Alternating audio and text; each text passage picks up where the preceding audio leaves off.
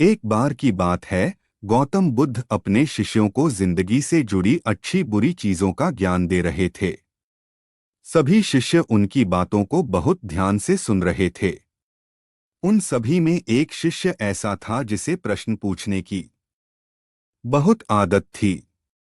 वो उठकर गौतम बुद्ध के पास गया और उनसे बोला, आप हमें जिंदगी के बारे में जो कुछ सिखा रहे हैं उस सब का क्या फायदा, क्योंकि हम में से बहुत से बच्चों को ये भी नहीं पता कि हमारे जीवन का मूल्य क्या है और ये जीवन हमारे लिए कितना कीमती है। पहले आप हमें ये बताइए कि इस जीवन का मूल्य क्या है। अपने शिष्य की बात सुनकर गौतम बुद्ध अपने कक्ष में गए और एक चमकता हुआ पत्थर का टुकड़ा लेकर आए। वो टुकड़ा उन्होंने अपने शिष्य को दिया और बोले, मैं तुम्हें इस जीवन का मूल्य तब बताऊंगा जब तुम इस पत्थर का सही मूल्य पता लगाकर आओगे। साथ ही ये ध्यान रखना कि तुम्हें ये पत्थर का टुकड़ा किसी को बेचना नहीं है। गौतम बुद्ध की बात मानकर वो शिष्य बाजार की तरफ चला गया। बाजार में सबसे पहले उसकी नज़र एक फल बेचने वाले पर पड़ी और उसने वो पत्थर उस फल वाले को दिखाया और बोला, इस पत्थर के बदले आप मुझे कितने फल दे सकते हो? फल वाला बोला, ये पत्थर कुछ खास तो नहीं है, लेकिन फिर भी इसके बदले में तुम्हें 10 केले दे सकता हूँ। वो शिष्य उस पत्थर को लेकर आगे चला गया। फिर उसे एक सब्जी वाला मिला। शिष्य ने उस सब्जी वाले से उस पत्थर की कीमत पूछी। सब्जी वाले ने उस पत्थर को ध्यान से देखा और बोला, इस पत्थर की कीमत के बदले में तुम्हें ज्यादा से ज्यादा एक बोरी भरकर सब्जियां दे सकता हूं।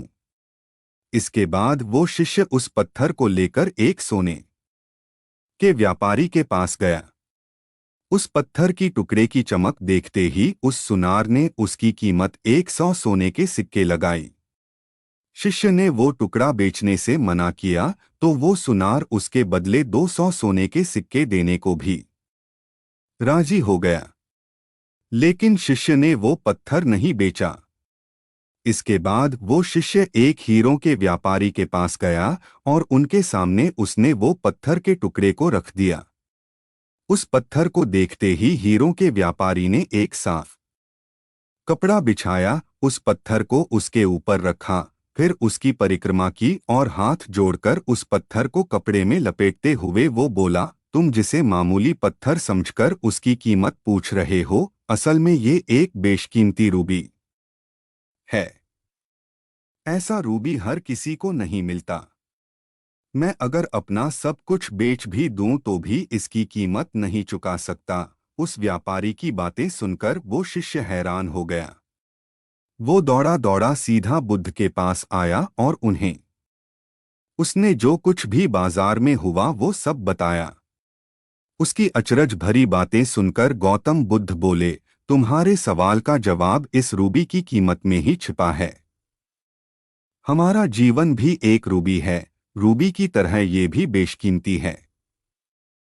लेकिन हम इस बात को हमेशा नजरअंदाज करते हैं और अपने जीवन का मूल्य नहीं समझते। हम दूसरों को देखकर और उनके जैसा जीवन जीने की कोशिश में अपने जीवन की कीमत को कम कर देते हैं।